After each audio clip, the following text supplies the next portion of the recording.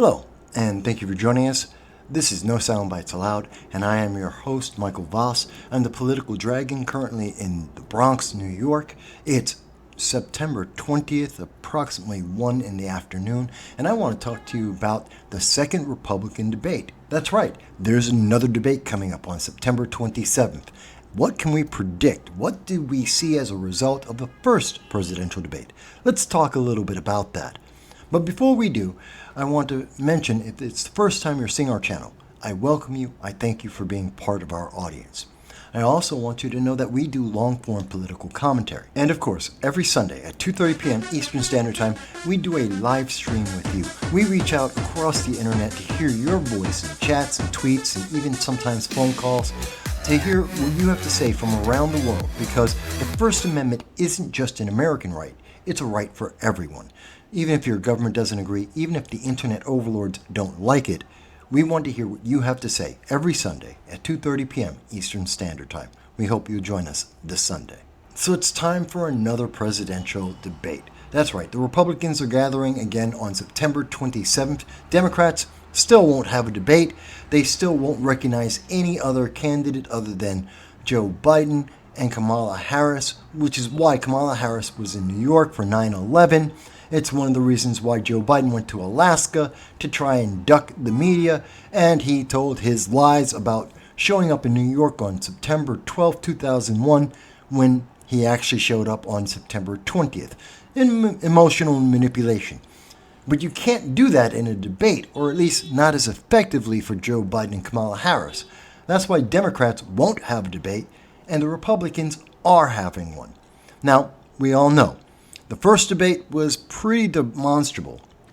We know that everyone that was on the debate stage, everyone that could be seen, they're all vying for second place, or most charitably, there's a few of them like Governor Ron DeSantis of Florida, who are looking for the opportunity that if President Trump is either convicted, or he happens to have an illness, that Ron DeSantis would be the de facto next person in line. And there are one or two who are trying to vie for that, like Chris Christie. But overall, what did we see? In the first debate, well, it was very clear. Only about 13 million Americans actually watched the debate. Some Democrats, mostly Republicans.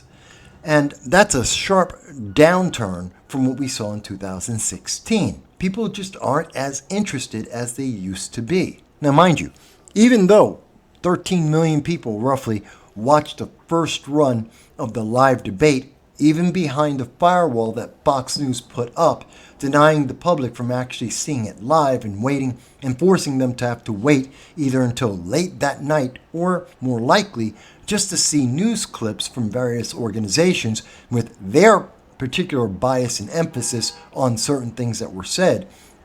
No, the majority of people actually chose instead to do something very different. They actually watched Tucker Carlson as he had an interview with President Donald Trump. President Trump brought in over 250,000 views. Now, of course, the very same left-leaning news media that wanted to summarize the entire debate in a bunch of 30-second sound bites are also the ones that said that 250,000 people didn't actually watch Donald Trump. It was some lower number. Well, even if we said it was only 10% of the total number, that's 23 million watching Donald Trump versus 13 million watching every other Republican candidate. It's not surprising then to find out that roughly about 60% in all polls, on aggregate, about 60% of all Republicans are looking for Donald Trump to be the 2024 nominee. And that's just hands down the truth. But of the people who were on stage, what do we know? What do we know? Were there winners? Were there losers? Well, there were a bunch. And depending on which source you went to, we in particular, in looking it over and based on our coverage, we believe Vivek Ramaswamy won hands down. We think Chris Christie was the big loser, but he wasn't the only loser, nor was Vivek the only winner in that debate. Looking overseas, what we see from the BBC, they agree. Vivek Ramaswamy came off, he's very charismatic, a lot of energy, 38 years old, and he captured the attention of Republicans, both those in the establishment and those outside of it. He captured that spark that's necessary to win elections. But nowhere near enough to take down Ron DeSantis, nor was it anywhere near enough to take down Donald Trump. But it was enough to get Donald Trump to mention Vivek after the event and to note that he might make a good vice presidential candidate, which is throwing off some of the math that many politicos are looking at. I don't think that Vivek would actually make a good vice president, but part of the cabinet, we've said all along, he would make a great Secretary of Labor or a similar type of position in a cabinet for the Trump administration. But Vivek wasn't the only winner that night. Somewhat more universal was the fact that Nikki Haley actually came out looking like the big adult of the entire event. Very serious, very qualified, and had some strong points, and emphasized her expertise and her knowledge internationally, which is a critical factor going into the next presidency. When that next president, that next vice president are going to have to deal with China and Southeast Asia, the growing tensions there, the militarization that's happening there, dealing with the Middle East, Iran flexing its muscles now with $6 billion extra thanks to the Biden administration, which they will use for global terror. And of course, the continuing war in Ukraine and Russia. There's a lot on the plate, and international politics is critical for the next election. So having someone who's vice president and has those connections, has that experience, is important. But Nikki Haley wasn't the only one to do well. Probably more of a surprise for many people was Mike Pence. He actually did, judging by many of the online pundits, did pretty well. Now, Mike Pence is not well liked by supporters of President Trump, and he's not even liked by Democrats for the same reason, January 6th.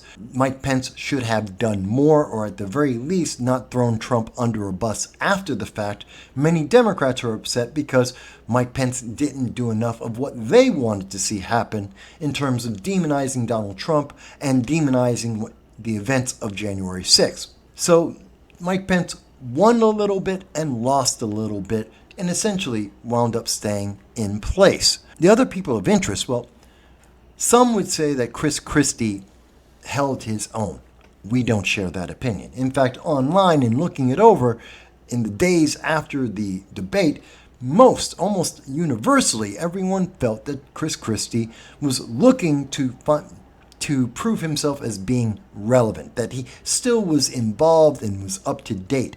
But it didn't come across in his debate performance. It didn't come across in his desperation to get a quote that the rest of the mainstream media would use to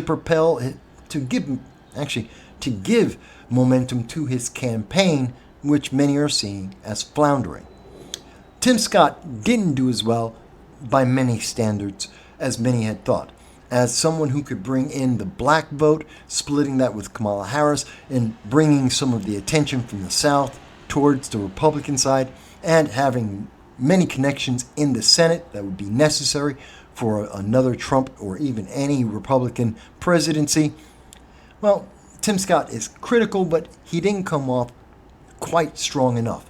A solid voice, a very moderate voice, but not enough in that environment. And of course, the big losers, looking at it internationally and even domestically, obviously the biggest loser of the night would be Ron DeSantis. He did not stand out on his own. He did not step away from the shadow of President Donald Trump. He was still mired in his fight with Disney, obviously the representation of woke companies and companies that are going broke because of their desire for ESG and wokeness. Ron DeSantis did himself no favors, and obviously the problems that he had beforehand in terms of donors, in terms of reorganizing his campaign and having a focused message, still have not been resolved. He continues to lag because of that. And then there's Asa Hutchinson, there's Don Burgum, and everyone else. No one knew who they were before. No one knows who they are now. That didn't change. Now, this was seen on our Patreon, and our Patreon viewers got to see immediately after on August 25th, we made predictions about what the polling would show going forward. And in fact, we were somewhat correct. Yes, Donald Trump's polling numbers did go up and did in fact reach 60 a couple of times. And we did see Ron DeSantis drop quite a bit. In fact, in several polls, he dropped to about 9%. But overall, even though we were correct in several instances, Vivek Ramaswamy did get to polling at 10 or above. It's in a couple of polls, even to 11. Overall, we were right, but not all at once. In fact, going to Real Clear Politics and looking it over, we can see that in the polling since that time, Donald Trump has hit 60 as we predicted on several polls and very close in several others. His polling remains up from that first debate. We do see that Ron DeSantis has dropped down, and as we said, he did hit 9, which we did predict, although not in all the same polls. We did see Vivek Ramaswamy, even recently, has gone to double digits, hitting 10 and 11% in approval. Not enough to dethrone Ron DeSantis in those same polls, but enough to make a difference. And Nikki Haley also did very well. She has moved up even most recently as we're getting closer to the September 27th second Republican debate, with everyone else somewhat mixed. Surprisingly, we see that Mike Pence has remained roughly at the same level he was at before. The same could be said a little bit lower for Tim Scott. And surprisingly, even though Chris Christie has been suffering in many polls going down to just 1%, he hasn't remained there. He has several polls that have lifted him up. Most of it, the big surprise, I think, for most people, is that Chris Christie is doing so well.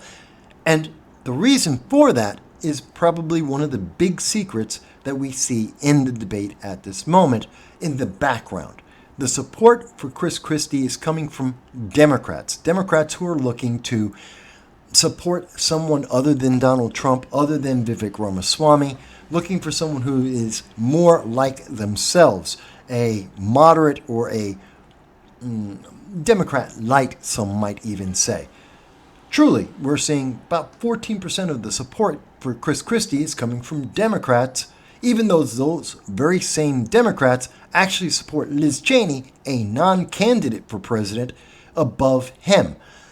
So it's a dubious honor, if an honor at all, to say that Chris Christie is getting cross the divide, cross-party support. So where does that leave us? Well, that leaves us looking to September 27th. Fox News will once again have the debate. We expect that they will do the same firewall effect that they did the first time, which we disagree with. This is a presidential debate. It should be public, live, when it happens, not replayed for all the public to see, but firewalled in its live instance. We feel that is just not appropriate for a presidential election, a presidential debate. That being said, it will be on Fox News. We know that Fox News Business will have some of their anchors present, as well as having members of Univision, the Spanish-speaking channel. They will be present. So we know, what is this debate going to be about? The economy in the United States, inflation, recession, and of course, also illegal immigration, and how that will affect America going forward. And these subjects are actually kind of connected, as we can see what's happening in New York City and New York State overall, where illegal aliens are costing $12 billion that could otherwise be allocated towards veterans, to the homeless, to children, and those who are hungry. Well, we're not doing that because we're actually taking care of illegal aliens that entered this nation and are not stopping. Over 110,000 illegal aliens in New York alone. Over 7 million have entered into this nation through gates that have been welded open to allow those illegal aliens to enter the United States in Arizona, and 140 known or suspected terrorists to be in America at this time, not detained by the Department of Homeland Security, as stated by Secretary Mayorkas in speaking to Congress and Representative Darrell Issa specifically. So who is going to be on the stage? We know what they're going to be talking about. We know how it will be impacting the United States and therefore the rest of the world. Who's going to be there? Well, those names are going to be Vivek Ramaswamy, Nikki Haley, Chris Christie, Mike Pence, Ron DeSantis, and South Carolina's Tim Scott. That's the main focus, and now those are the main leaders in this. We will not see Asa Hutchinson. We will not see Don Burgum. They're out, but then again, they were never in the race, really. But the big focus, I think, is in that Donald Trump once again has denied Fox News he will not appear in the Republican debate. And many can say he has no need to. At roughly between 55 and 60% in approval ratings with Republicans, he doesn't really need to. There is no real question that Donald Trump is the nominee, barring illness, barring Democrats being successful in finding some charge to finally nail against him. And they have thrown everything they can for 7 years against Donald Trump. So far, nothing has stuck. We expect, and we have predicted, that there will be yet one more indictment coming on Donald Trump by January of 2024. And we know that trials will be going on in 2024, both to disrupt his re-election campaign, divert his funding, and to try and turn anyone that is on the fence. And I don't think there's a lot of fence sitters when it comes to President Trump, but those that might be fence sitting, possibly because of the malady, the mental deterioration of Joe Biden, the lack of confidence in Kamala Harris, those who are looking for an alternative. For those individuals, they're going to continue to press forward with more and more charges. It's going to be interesting to see what happens, but we pretty much know what's going to happen in this next debate. It's going to be a repeat of what we saw in the first debate. Probably somewhere between 10 to 15 million individuals will watch it on repeat from Fox News. Most people will not miss Donald Trump. They will realize he doesn't need to be there. This is a debate for literally cabinet positions and to be vice president. That's what this really is. For Ron DeSantis, it remains he wants to be the front runner in case something happens to Donald Trump. That's his only hope. It remains his only hope in the entire campaign. Chris Christie is going to again be desperate to try and get relevance, to show the public that he still matters and that he is still a force in Republican politics that no one truly believes. Not even the Democrats that are his main support at this time. Vivek Ramaswamy is again expected to be the winner of that debate. His charisma has not gone away. His energy is still right there, but he still is inexperienced, and we do hear that in several of his speeches and comments after the debate. He doesn't have the experience. He can't deal with international politics, and he needs time to be able to learn to do that. We believe that he's looking for a cabinet position. Maybe the vice presidency, but that's a long shot.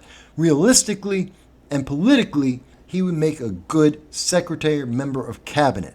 No, the real debate is between Nikki Haley and Carrie Lake. Oh, Carrie Lake, that's right.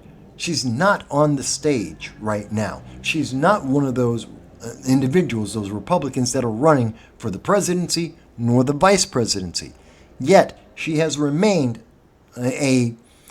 one of the evil demons of the left. She is someone who the left cannot stand, both because she supports wholeheartedly Donald Trump, because she has stood up to the left and has made a strong case, some would say, about election irregularities in 2020 and 2022, that she has been a stalwart voice for Republicans in Arizona and the Midwest. Not only that, Carrie Lake is also someone who would help to bring in women, the female vote, the woman's vote, taking part of that away from Kamala Harris and splitting that vote, which is very important for the 2024 nominee, whomever it may be. And so that's what makes Kari Lake a little different. She's been that support for Donald Trump without any pause, whereas Nikki Haley, she's been more trying to make her own position. She's been trying to stand out for herself. Again, we say, Nikki Haley's biggest strength is not the fact that she's a woman, not that she's a Republican, but she has international experience that will be vital for 2024. But the 2024 election will be about domestic policy. So Kari Lake, who is against illegal immigration, who is very much in line with many of the thoughts of Donald Trump, she's a good match. But Nikki Haley, we think, is better internationally. We could be wrong. So we know who's going to be on the stage. We know why they're on the stage. We know what they're going to be talking about on that stage. The real question is, who is going for vice president? Who is going for a cabinet position? Tim Scott looked like he was trying to be vice president. Maybe he's looking for a cabinet position. And that could be enough to turn some black votes and could be enough to guarantee that he does get that that cabinet position. Maybe you have different thoughts. Do you expect something different in the second debate for the 2024 Republican nomination? Do you think more or less people will watch this event than the last time, especially considering that President Trump isn't scheduled to have another one-on-one interview like he did with Tucker Carlson?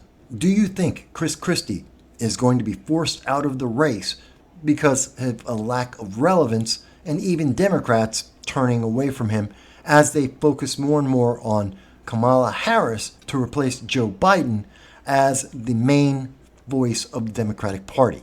What do you think?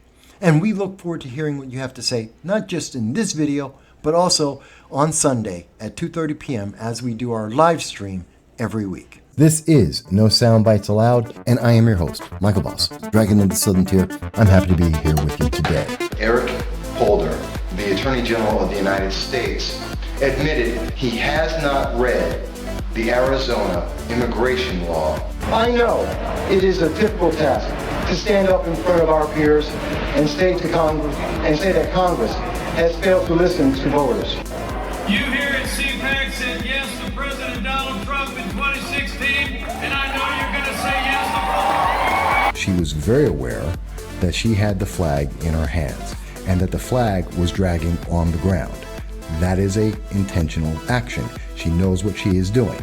She then drops the flag. Understand the logic, and we see this in social media on a regular basis, and it's something that Newsweek decided not to tell you about. Representative Sheila Jackson Lee, a representative in Congress who is writing laws to deny American citizens their rights, has no idea what she's talking about. And they are against the vaccine mandate.